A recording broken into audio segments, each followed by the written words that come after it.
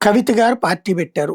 తప్పేం లేదు. ఆ పెట్టినటువంటి పార్టీకి సంబంధించి తన లక్ష్యాలు అంటూ కొన్ని చెప్పుకొచ్చారు. పాంచజన్యం పేరుతో 5 హామీలు. విద్య ప్రైవేట్ స్కూళ్ళల్లో కూడా ఫ్రీగా విద్య అందిస్తాం. పబ్లిక్ అడుగుతున్నారా? నా నా ఉద్దేశ్యం అయితే ఇది కరెక్ట్. నేను ఎప్పటినుంచినో చెప్తున్నా. ఆల్ ప్రైవేట్ కార్పొరేట్ విద్యా సంస్థల్ని ప్రభుత్వం స్వాధీనం చేసేసుకోవాలి. అదే టీచర్లతో అదే మేనేజ్మెంట్‌ని పక్కన పెట్టి అంటే యాజమాన్యాలు డబ్బులు సంపాదించుకుంటున్నాయి.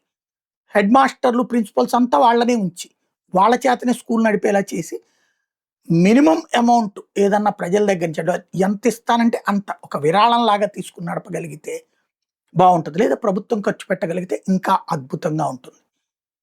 అలా లేకపోతే మధ్య తరగతి ధనికులు కష్టం. ఇప్పుడేంటి ఫీజులు లేకపోతే కూడా పేరెంట్స్ అంగీకరించే పరిస్థితిలో లేరు.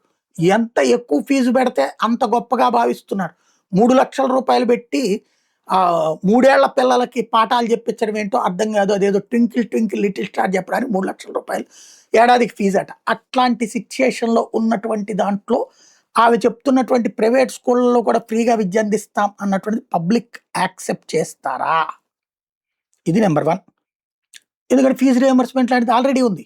కార్పొరేట్ విద్య అట్లాంటి వాటిట్లో. ఆంధ్రప్రదేశ్‌లో అమ్మఒడి ఇదివరకు జగన్ తెచ్చాడు. వీళ్ళు తల్లికి వందనం అని ఈడు తెచ్చారు. ఇట్లాంటి పథకమే అక్కడ. ఎంతమంది పిల్లలుంటే అంతమందికి ప్రైవేట్ దాంట్లో కూడా విద్యను అందించడం అన్నటువంటిది. ఇదేం కొత్తదేం కాదు. లేకపోతే వైద్యం ఏ రోగమైనా రాని ఏ ఆసుపత్రి అయినా సరే ఉచితంగా అందిస్తాం. ఈ 2 రాజశేఖర్ రెడ్డి ఏనాడో అమలు చేశాడు. తర్వాత వచ్చినటువంటి రోసయ్య అమలు చేశాడు. కిరణ్ కుమార్ రెడ్డి అమలు చేశాడు. కేసీఆర్ అమలు చేశాడు. ఇప్పుడున్న రేవంత్ అమలు చేస్తున్నాడు. కొంత లోపాలు ఉండొచ్చునేమో. కానీ ఇవి 2 ఈమె హామీలు ఎట్లవుతాయి? వేరే వాళ్ళ హామీలు వేరే వాళ్ళు ఆల్రెడీ అమలు చేసిందని మన హామీలు అవుతుంది కదా! ఇకపోతే వ్యవసాయం, రైతే రాజు అన్న నినాదాన్ని నిజం చేస్తాం. ఈ ఉపన్యాసం నా చిన్నప్పటి నుంచి వింటానే ఉన్నాను.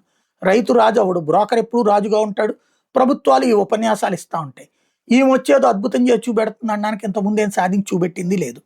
ఉపాధి 2,00,000 నుంచి 20 కోట్ల వరకు యువతకు రుణాలు. ఎంతమందికి ఇస్తావు? ఎన్నని ఇస్తావు? ఏం చేసుకోవాలి అవి తీసుకుని అన్నటువంటిది ఓ సమస్య.